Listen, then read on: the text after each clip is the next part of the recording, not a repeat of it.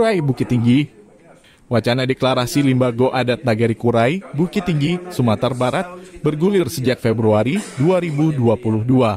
Berbagai upaya dilakukan masyarakat hukum adat Kurai yang diinisiator Haji Syamsul Bahri Sultan Sampono Ali atau akrab disapa Mak Adan.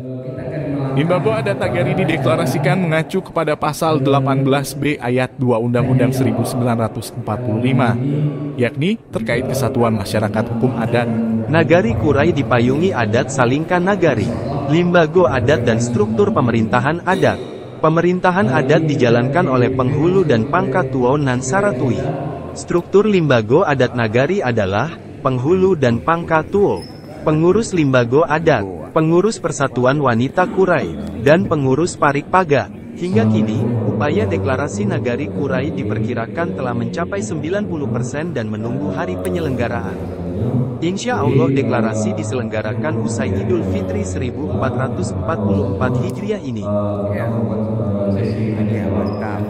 Jadi untuk bergabung, kalau dulu bergabung, mungkin 3